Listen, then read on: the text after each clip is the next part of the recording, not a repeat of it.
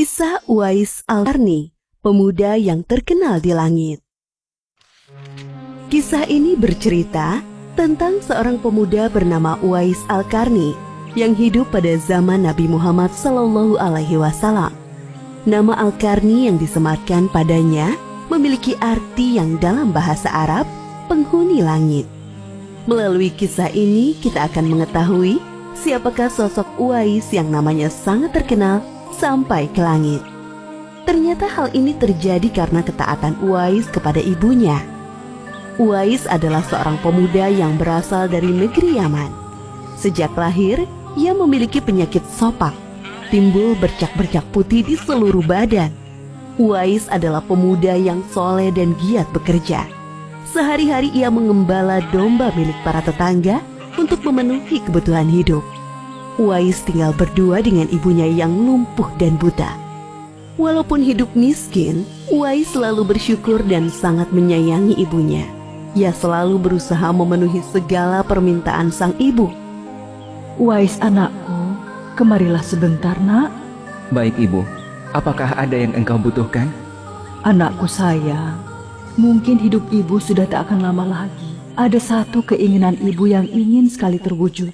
Jangan berkata seperti itu ibu. Katakan padaku, apa permintaan ibu itu? Sebelum saat itu tiba, ibu ingin melaksanakan haji. Mendengar perkataan ibunya, Uwais hanya termenung sambil berpikir. Aku sangat ingin mewujudkan permintaan ibu.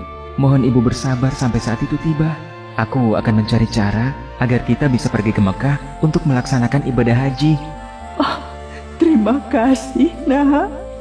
Ibu Uwais sangat bahagia dan memeluk Uwais sampai menangis. Ya Allah, bagaimana cara hamba membawa ibu hamba yang lumpuh dan buta untuk pergi ke Mekah? Sedangkan jarak dari Yaman ke Mekah sangat jauh, melewati padang pasir yang tandus. Biasanya orang-orang pergi ke sana menggunakan unta. Seekor domba pun aku tidak punya, apalagi unta. Uwais terus berpikir dan akhirnya menemukan suatu ide. Keesokan harinya, Uwais menemui pemilik domba dan membeli 1 ekor domba untuk dipelihara. Namun uangnya hanya cukup untuk membeli 1 ekor anak domba yang kecil. Setiap hari Uwais menggendong anak domba itu naik turun bukit. Orang-orang yang lewat tertawa melihat tingkah Uwais. Hei, coba lihat Uwais itu. Apa yang dilakukannya dengan anak domba itu? Dasar orang aneh. Uwais gila, Uwais sudah gila. Uwais tidak mendengarkan cemoohan dari orang-orang. Saat ini yang ada di pikirannya adalah ibunya. 8 tahun berlalu dan tibalah pada musim haji. Anak domba Uwais semakin bertambah besar. Beratnya mencapai 100 kg. Begitu pula dengan Uwais. Badannya semakin kekar dan bertenaga. Berkat latihan setiap hari, beban berat yang dipikulnya tidak terasa lagi. Sekarang semua orang tahu bahwa apa yang dilakukan Uwais adalah bentuk pengorbanannya kepada sang ibu.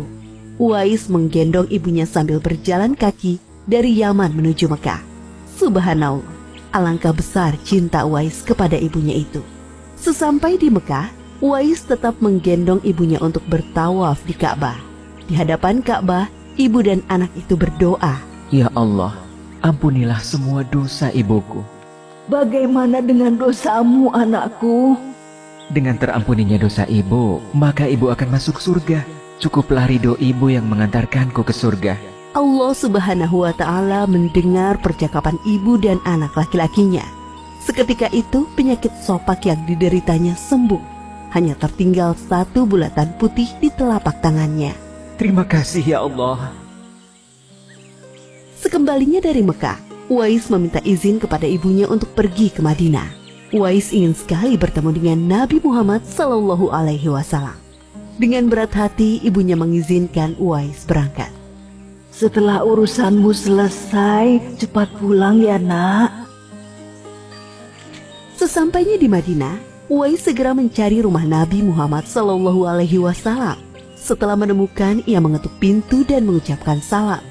Keluarlah istri Nabi, Aisyah radhiyallahu anha, seraya membalas salamnya. Apakah saya bisa bertemu dengan Rasulullah SAW? Maaf sekali, Nabi sedang tidak berada di rumah. Beliau sedang berperang dan tidak tahu pasti kapan kembali. Mungkin sebulan atau beberapa bulan lagi. Uwais dihadapkan pada dua pilihan, menunggu kedatangan Nabi atau segera pulang ke Yaman. Bayangan sang ibu yang tua muncul di benaknya. Baiklah kalau begitu, saya pamit. Ada seorang ibu yang tidak bisa saya tinggal lama-lama di rumah. Sampaikan salam saya kepada Rasulullah Shallallahu Alaihi Wasallam jika beliau sudah kembali dari perang. Terima kasih. Uwais kembali ke Yaman dengan perasaan haru dan sedih. Di satu sisi Uwais sangat ingin bertemu dengan Nabi Muhammad Shallallahu Alaihi Wasallam, namun di sisi lain ia sangat mengkhawatirkan kondisi ibunya. Akhirnya ia memilih untuk segera pulang ke Yaman. Peperangan telah usai dan Nabi Muhammad Shallallahu Alaihi Wasallam pulang ke Madinah. Aisyah radhiyallahu anha menceritakan perihal pemuda yang mencari beliau. Nabi mengatakan bahwa Uwais adalah pemuda yang sangat taat kepada ibunya. Karena ketaatan kepada ibunya itu, nama Uwais sangat terkenal di kalangan penduduk langit. Seperti yang tersebut dalam hadis Sahih Muslim Syarah An-Nawawi nomor 2542, dikatakan bahwa sebaik-baiknya tabi'in adalah Uwais Al-Qarni. Saat Nabi Muhammad Sallallahu Alaihi Wasallam berbincang-bincang dengan Umar bin Khattab dan Ali bin Abi Thalib, beliau menceritakan tentang sosok Uwais. Apabila kalian bertemu dengan Uwais, mintalah doa dan istighfar kepadanya. Dia adalah penghuni langit. Perhatikan di telapak tangannya ada tanda berwarna putih. Dulu sejak lahir ia menderita penyakit sopak. Namun atas kesalehan dan ketaatan kepada ibunya, Allah Subhanahu wa Ta'ala menyembuhkan penyakitnya. Sampai pada akhir kematian Uwais, terjadi hal yang menggemparkan. Banyak sekali orang yang hadir mengurus pemakamannya. Orang-orang itu adalah penduduk langit yang dikirim oleh Allah Subhanahu wa Ta'ala. Subhanallah, Maha Suci Allah, sungguh mulia sosok Uwais ini. Demikianlah kisah Uwais Al-Qarni, pemuda yang namanya terkenal di langit. Karena ketaatan pada ibunya, Allah Subhanahu wa Ta'ala meninggikan derajatnya. Dalam kisah ini dapat kita ambil pelajaran berharga bahwa kita harus berbakti kepada orang tua. Semoga kisah Uwais Al-Qarni ini menjadi pengingat agar kita selalu mendoakan kedua orang tua di setiap waktu dan menambah ketaatan kepada mereka.